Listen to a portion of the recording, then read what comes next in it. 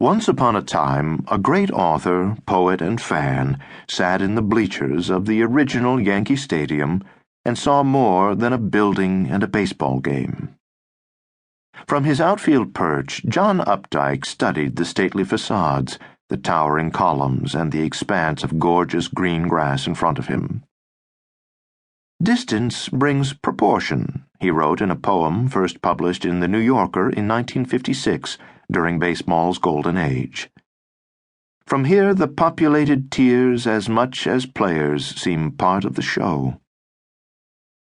Of course, Updike also saw a baseball game. But even as he watched the box score entries come to life before him with an eye that noticed Mickey Mantle's thick-baked neck, he connected to the received history of the game in the older men around him who once had watched Hans, his more famous nickname was Hannes, Wagner, play shortstop with his notoriously large lobster hands. Most of all, he saw unity in time and place, in the nature of the show, not coincidentally the word many baseball people use for the major leagues. Old and young, past and present, change and constant, building and playing field, all viewed under a Bronx sky, inspired Updike to see the unity in life. To him, it was an ideal way to spend an afternoon. Baseball moves beyond ordinary space and time, as the poem tells us, in its flow of feelings and images. Updike invoked Taoism. The poem is titled Tao in the Yankee Stadium Bleachers, referencing Taoist parable, the great Tao teacher Shung Tzu, and, above all, the pureness of the experience, pure in the sense of undisturbed water. And he looked to the classics of the West as well.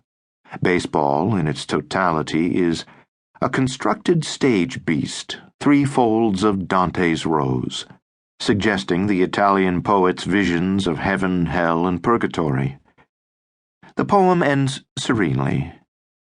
The inner journey seems unjudgeably long when small boys purchase cups of ice and, distant as a paradise, experts, passionate and deft, wait while Bera flies to left.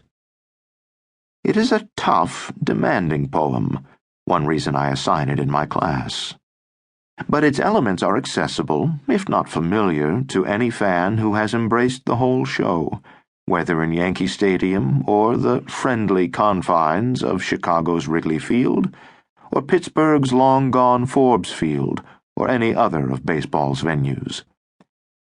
Whether as stage, setting, or metaphor, we visit the ballparks for more than a game. For even a modestly passionate fan, much less a spiritual one, there is the tableau. It tugs at us, calling upon us to notice the details, to raise our awareness, to see deeply, and by doing so to move beyond the obvious. It is a composite joining the ballpark and the game. In Eric Rolf Greenberg's novel The Celebrant, there is a wonderful description of what happens on a line drive to left by a player named Kopf, with a runner, Duncan, on second base. Here was all the intricate movement of a play in baseball. Duncan taking tentative steps toward third, then exploding into a full gallop as he saw that the ball would drop in front of Jackson. The left fielder dashing to the line of the hit, overrunning it slightly to ensure the freedom of his gloved left hand as he scooped the ball from the grass. Shortstop Risberg aligning himself and raising his glove to offer Jackson a near target for his direct throw home. The third baseman to his station, the second baseman to his, and the catcher, Schock, stripping the mask from his head and flinging it far away as Duncan turned third and headed home. And the forgotten portion of the plan, Kopf, the batter, rounding first and making for the extra base that a play at the plate would allow him. So it is that a character in W.P. Kinsella's The Iowa Baseball Confederacy urges his son Gideon and the reader to watch closely the choreography of such plays.